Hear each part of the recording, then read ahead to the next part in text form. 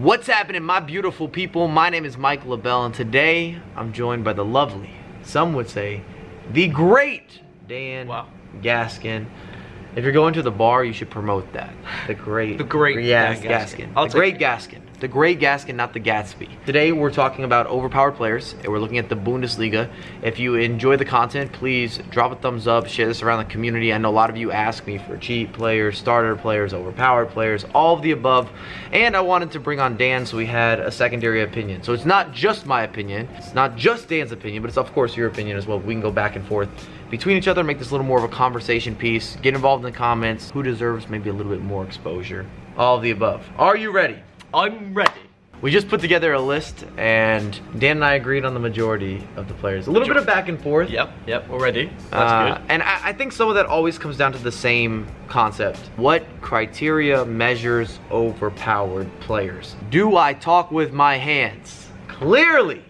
And I always look at overpowered players being this combination of guys that you can get early on that are lower rated, they perform as if they were rated higher, they're not that expensive.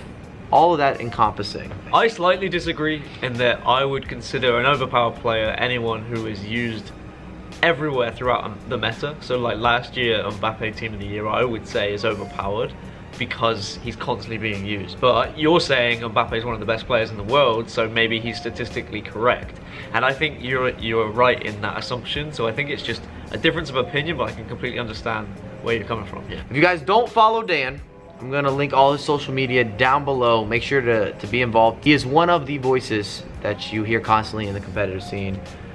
They see you on camera as well. Yeah, it's sometimes. brief. You guys get like a little back and forth. We forth. pop up and then we jump into the commentary. FIFA 19 was great, and hopefully FIFA 20 is just as good. So let's start talking about honorable mentions. And as you may have noticed, I'm not at home. He's not at home. We actually flew in together from New York, but we're at EA offices, and that's why it looks like this. But we want to just keep pushing that content. Honorable mentions. It's 3 of them.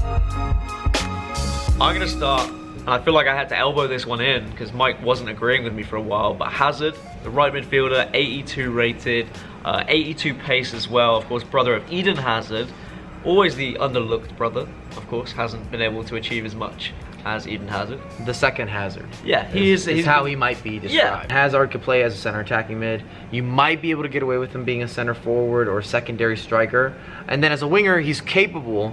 I just don't like him for the full game as a winger. I'd rather have him as a super sub or maybe a player that plays 50 to 60 minutes once he gets tired, because he's not that blazing speedster that we've seen. And in FIFA 20 in particular, I'm sure you've all noticed this, if you played the game a decent amount, pace matters, and a lot of players lost some of that pace. But something that we have to consider as well is the dribbling and how important dribbling is, and I think Hazard has 85 dribbling. I think that's important because we see how much slower this game is now. Like, yes, okay, pace is important, but if you try and play the quick passing, which I've been trying to do and you've been watching me, it doesn't really work. But if you have someone on the ball who you're confident with in their dribbling ability, you're going to be in a good place. The other 2 honorable mentions are both fullbacks, where we have Michel Visa, who has had a certain amount of consistency, and I'd almost call it a pedigree of being overpowered. You don't want Michel Visa late in the game, but he does have the 4-star skills, the 4-star weak foot. He's very technical if that's something you're good at, with the dribbling, with the side steps. You need someone who can deliver the goods. And from my experience, players that at some point are overpowered, or maybe a couple years in a row, typically just stay along that same path. They stay overpowered for a little while. My only concern with him would be his defensive ability. Like, yes, he's got decent pace, but like his physical aspects and his defensive aspects, like he's going to struggle against some of the stronger strikers. And I think we're going to see these fast, strong strikers that are going to be just shoving past fullbacks. So that would be my only concern for him. But I think he can definitely do a job early on. That could be very true, and that's why he's an honorable mention for me. It's going to be hard to say for sure until you've played 50, 100, maybe even 150 games. But I still think Michel Visa has the links, worth mentioning. And the other fullback is Schultz, who's going to be playing as a left back. Unfortunately, he's right-footed, but athleticism through the roof. He's not going to be someone who's going to deliver out of the back. So very different style of players here. You've got someone who can recover at all times and gives you a little more of that physical presence, versus a Visa who's going to be able to deliver out of the back. And he's going to be able to have those side steps, almost a winger in some ways, but defensively, or even with his physical stats, not quite as dangerous, as deadly, as impressive. Are you with me? I'm with you.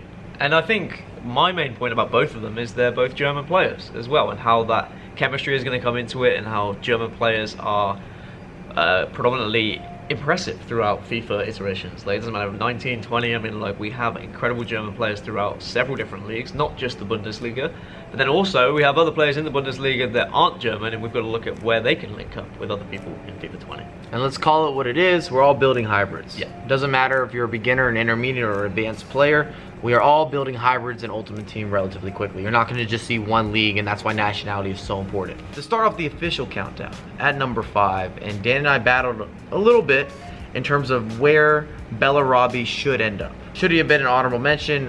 Where should he place in the overall scaling of the countdown? But I've used him in multiple iterations. He's always a beast at the beginning of the year. Not going to cost you a bunch of coins. Has the 4-star skill moves. And he's able to challenge even top-tier defenders or top-tier midfielders. His only downfall for me, maybe the weak foot, is a little bit of a letdown. Weak foot is a little bit of a letdown, but I think the upsides is what makes him so impressive. 92 pace. We've spoke about how important FIFA 20 is going to be with pace. I think he's going to be able to be one of those wingers who just knocks the ball on, makes those fullbacks completely redundant, and then as long as you can get a ball in or just play a simple pass to one of your strikers or your CAM, then he's done his job. It doesn't matter if he's going to get into the box with his weak foot and try and shoot. You don't need him to shoot. You just need to get into the positions that he can offer, and I think that's what makes him such an exciting player. Next up, Delaney. Disclaimer, don't buy Delaney as I'm recording right now because he has an inform, so I don't even know if he's actually available for purchase then. He's not. Wait until the inform is done.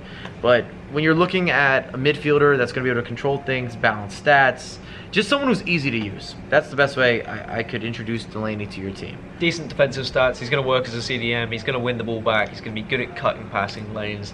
And he's just a solid player to have in your squad early on. Consistent. He's not going to score a bunch of goals. He's not going to make game-changing plays right, left, and center. That's not his role on the squad. But can you count on him? Yes. Midway point, Danny DeCosta. And just off his team of the season foot item last year, I can't leave him off.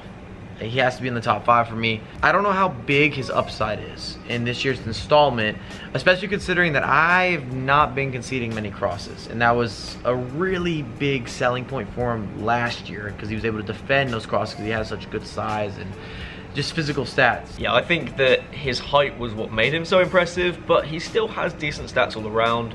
Pace-wise, maybe a little bit too slow comparatively to a lot of the other fullbacks, which might make him like just a little bit lower down on the tier list. That's but what that's strength and stamina though. Exactly. I think he has 92 stamina or 93 stamina, and telling you, as the game goes on and you're defending maybe bigger wingers or guys that do have really good physical numbers. So one thing I'm going to say about DeCosta and about fullbacks in general, with how FIFA 20 is, I think we might see fullbacks played as centre-backs, and I think he's a good candidate because he's got decent pace and he's strong. That's a good point. He's right. He's right. If you've played a lot of draft, if you've been grinding the draft, I've been using many fullbacks as centre-backs because I just feel that I'm at a disadvantage because your oppositions, of course, have premium players. So at number 2, I'm going to go for Mbabu, and I didn't purposely rhyme that. It might be my accent, but either way, I think he is a solid pickup for a fullback. When we talk about pace, he is going to be blistering and he's going to be able to keep up with some of the fastest strikers in the game. Let alone just starting squads, but some of the biggest and best players around. I don't know if you're last to a much later portion in the title, but that's why we're talking about overpowered players, starter teams, or 77 overall that's going to be commonly packed and his price point's going to stay reasonable. Pick him up. Let him do his thing.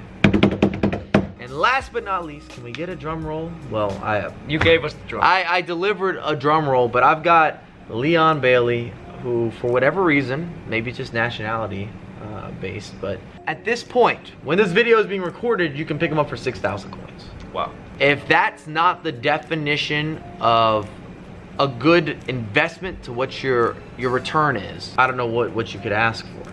And we've seen him perform at the highest levels, whether it's been an inform or a team of the season item.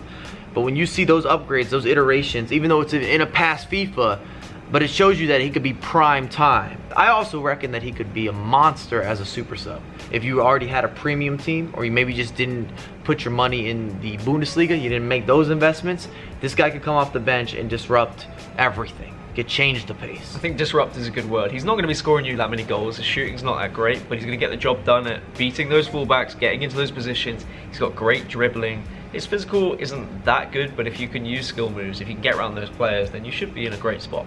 You guys can let us know what you think, what players you've been utilizing. I always am interested in the breakdown of overpowered players just because it almost seems like a controversial word. Well, what is this? Or what is that? Or give me the lay of the land. Is that the saying? I mean, that is a saying. That is the saying. The lay of the land, right? The lay. I don't know. If you've heard Mike's commentary, he likes to throw in sayings that might not necessarily mean something to you, but it means something to him. I feel it deep down. But yeah, let us know what you guys think in the comments. Remember, all of Dan's socials are down below. I appreciate you coming on, having this discussion. We've just got that 3-day synergy where we've spent so much time together now that I think we're happy to talk about FIFA. We're both excited for it. I think this is going to be a great season. And I don't know if we can announce anything, but the reason that we're in San Francisco is going to be interesting to many of you. I don't know if that counts as clickbait and tease. Well, I think that's fine. But I have a lot more content coming for you ASAP.